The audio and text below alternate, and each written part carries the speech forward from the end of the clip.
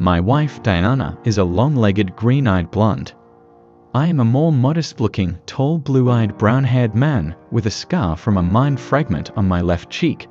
We are 34 years old and have been together for 11 years. We have 2 children, boys 10 and 8 years old. I work in a jewelry salon as an expert. I evaluate and examine the authenticity of antique jewelry. My wife works in a beauty salon, manicure, pedicure, haircut. She really likes her job. Although she has a higher education, she graduated from the University of Technology, specializing in refrigerators, equipment installation. She graduated, but did not work a single day. Immediately after university, she took a makeup course, and a friend took her to a salon. A lot of clients and customers, useful connections. In terms of intimacy, we were fine too. I thought my woman was happy with that sweet side of family life, always and everywhere. I bravely went along with any experiments and suggestions from my wife. All this was until recently. 6 months ago, my wife's mother fell ill. Diana threw everything she had into helping her. Frequent nightly wanderings at the bedside of the suffering mother-in-law had a negative effect on our family relations. No. Outwardly, everything was the same, my wife's soft, affectionately weary wall in denying me intimacy. But you understand, I'm so exhausted at work and at mom's. Wait, love, not now. And a soft caress on my cheek. Mom continued to be sick, and my wife visited her more and more often. And at some point she began to spend more time with her mother than with her husband and her own children. Daughter love, that's my mom. I am by nature not jealous. Diana did not give me any reason to be jealous. Although we live in a big city, you can't hide it. Sooner or later everything comes out. But as they say, the wife is above suspicion. If there had been something, I would have known. What kind of an arrogant idiot was I? It is now that I realize that adultery is inherent in the very nature of women. That most women's lives are dominated by emotions and passions. Throwing themselves into this love maelstrom, they forget about everything, about their husband, about children, about their conscience. That fateful day did not go well from the very morning. When I arrived at work, I remembered that I had not turned off the light in the bathroom. It is unlikely that some kind of problem will happen, but still decided to call home to my wife and ask her to check. But there was no answer on either my home or cell phone. I was about to go home when I got a call from a customer. Could you come up to my house and look at one thing? I was offered to look at an antique platinum ring from the mid-19th century. But the owner had doubts about its authenticity. I'll pay well for a consultation. The man who spoke possessed the magical, enveloping baritone that makes our gender partners swoon so much. Mezentsev, a familiar last name. And then I remembered, a wealthy patron of the arts. At home in summer and in Spain in winter. Owner of several newspapers and a share in the oil business. Probably decided to invest in antiques. Well, if you have money, then we're coming to you. We agreed on everything and made an appointment. I called my wife's number again, to no avail. Then I called the salon. The gracious girl sweetly informed me that Diane would not be at work today, as she had taken 3 days off. Mezentsev's dwelling was in an elite cottage community 30 kilometers from the city. His mansion reeked of big money 100 miles away. Walking along the path, paved with tiles, I pushed the heavy front door. The owner, a flamboyant, well-groomed playboy of about 45, met me at the threshold. His whole appearance indicated that he was doing me a great favor, breathing the same air as me. We climbed the marble staircase and found ourselves in a hallway with several doors. Behind one was an office. Beyond the others seemed to be bedrooms. We had barely exchanged a few words when the telephone rang. He got off the phone and then turned to me. He said he still had a salesman to come by. I'll go down and meet the salesman. Cognac, whiskey, help yourself. Mezentsev began to go down the stairs. I dialed my wife again. Where had she disappeared to? I was beginning to get nervous. Again there were long ringing tones, and suddenly a familiar tune began to play. I did not realize at first that it was my wife's phone. I went out into the hall. The sound came from a nearby room, and I cautiously opened the door. There was a large unmade bed in the middle of the room. A plain phone with a glowing screen lay on the side of the mat. Apparently it had fallen by accident. For a few seconds, I stood there like a dumbfounded man, not knowing what to think or do. My heart pounded in my throat, occasionally falling into my stomach. I leaned over and picked up my phone. On the burning screen, I saw my face and the signature, Beloved. There was no doubt, it was Diane's phone. I disconnected the phone and put it in my pocket. I looked up and looked at the bed. A part of the pink bra was sticking out from under the pillow. I pulled it gently, and I had my wife's bra in my hands. The one from the set Diana and I had bought a month ago. I slipped it into the inside pocket of my jacket and quickly returned to the office. A few minutes later, the owner came in, accompanied by a doll type. He introduced us to each other. The guest did not hesitate, took out an antique new case and handed it to me. I was afraid of one thing, lest my hands should tremble. I opened the lid with all my strength, and then I saw a magnificent ancient ring with a ruby. I scrutinized it in the magnifying glass for a few minutes, then held it up to the lamp. I looked at the markings on the inside of the ring and the plane of light in the blood-red stone. There was no doubt, it really was an antique ring from about the middle of the 19th century, the work of an unknown Russian jeweler. "I want to make a gift for the woman I loved," said the owner smugly.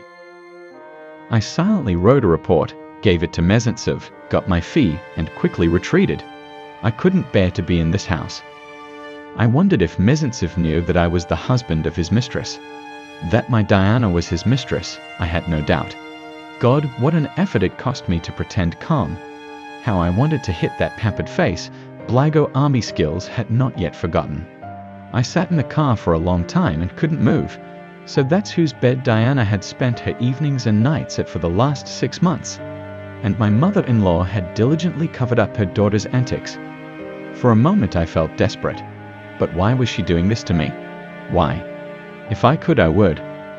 I must try to pull myself together. Where to go? All right, I'm going home to close the matter. After a while, I pulled onto the highway and drove toward the hauntingly flickering lights of the big city from the commercials. I have no luck with women. Sooner or later they leave me. I was abandoned by my mother as a child, running off to a lover.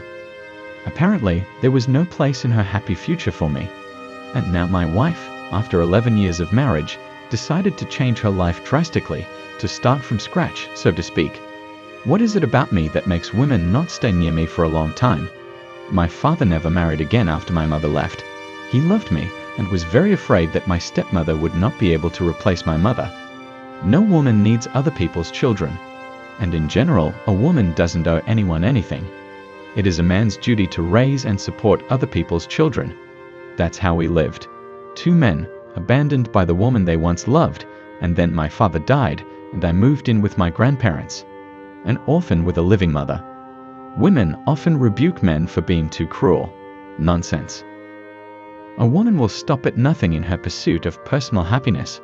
She will sweep away everything in her path, everything including their own children. A woman's cruelty far exceeds that of a man. Diana, what did she lack in love, tenderness, money, adrenaline? In all 11 years, I never once looked at another.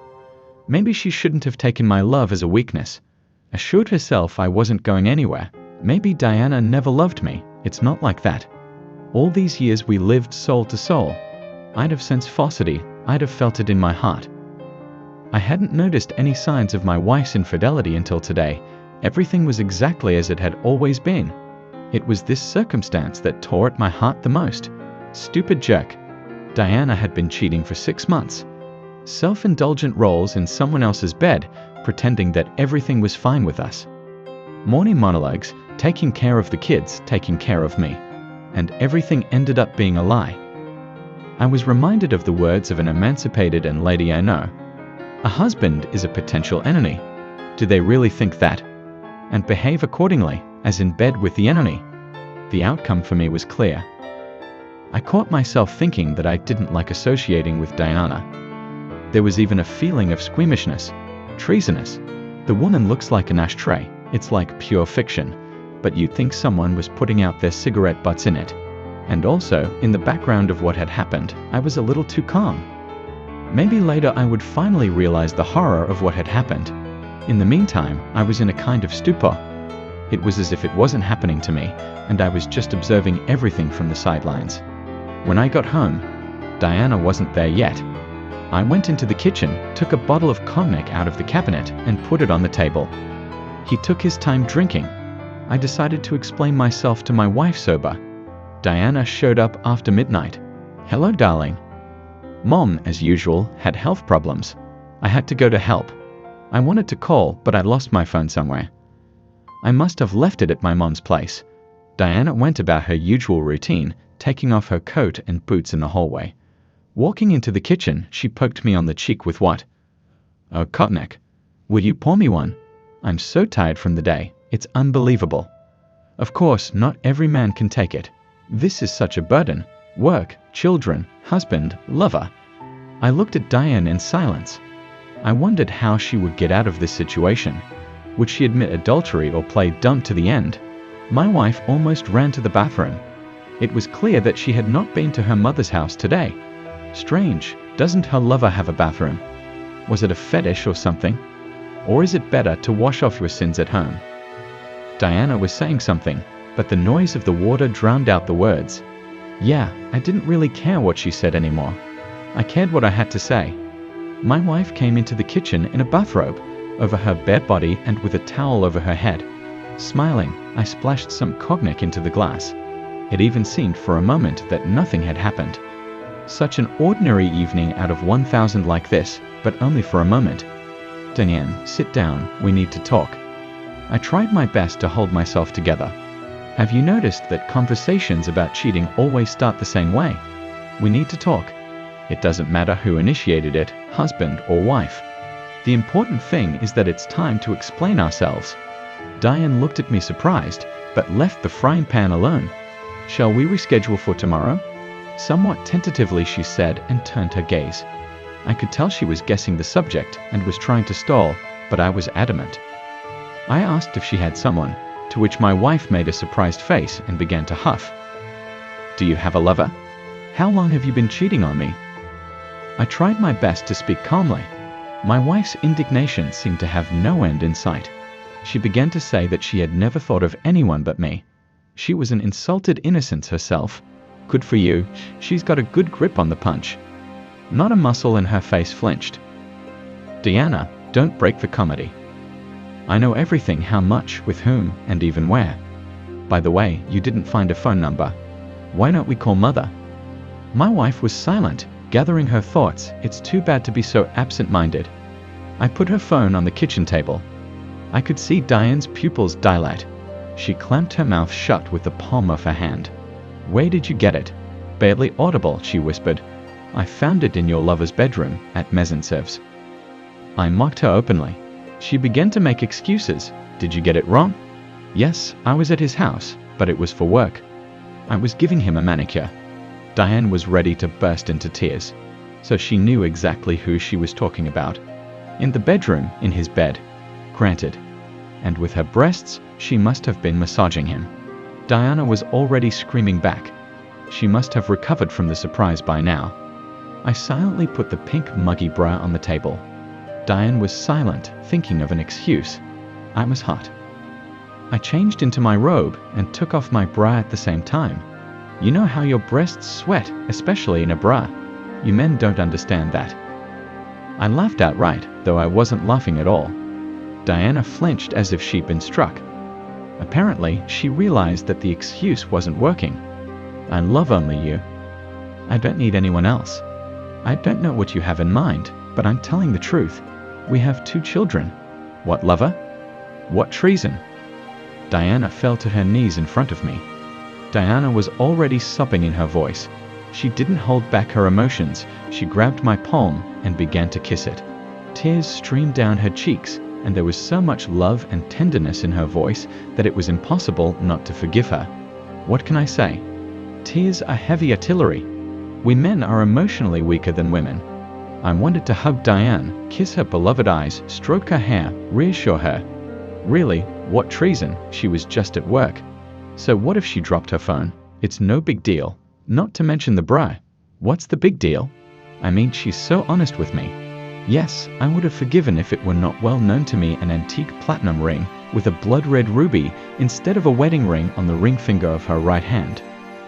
I sat and listened to Diana's heartbreaking lamentations, noting to myself that their tone had changed somewhat. The hysterical notes in her voice were gone. It even seemed to me that my wife began to calm down. I wondered what it was. Diana took my silence as a willingness to reconcile, or felt that she was able to convince me of her fidelity. It has long been known that women consider a man a special kind of upright, which they study closely, trying to nourish him and teach him to eat from the hand. The most important thing here is that he does not bite off his fingers, along with a piece of sugar. Well, I'm being ironic now. At the time, I was sitting there like a dumbfounded man. I was just beginning to get the whole sense of what was going on. Diana finally stopped talking and looked at me silently through her tears, probably expecting me to rush into her arms. Really, what else would you expect from a jerk whose wife had been out with him for almost 6 months, and he hadn't even supposed it? Diane made an attempt to hug me, but I pulled away. "Where did you get that ring?" I took the ring by her right hand. She looked at me perplexed and her gaze betrayed. "Well, yes, that one with the ruby. A friend suggested I buy it, so I took it to try it on, to see if it suited me or not." Diana, already realizing this was the end, was still desperately trying to hang on to her words, but she wasn't doing well. "That's enough. I think you'd better go now, especially since you have somewhere to go. I'll file for divorce myself. What about the kids? We'll decide tomorrow." I stood up. It was time to end this show. My wife somehow immediately cheated and did not stop sobbing. She went to get dressed. Several times she tried to talk to me, but I kept silent. At the door she turned to me, trying to say something, but I silently closed the door behind her. When you love, you don't need anyone else. No one at all. And if there's someone else besides the person you love, then we're all over. So that's the story. Subscribe to the channel and click on the bell so you don't miss a new story.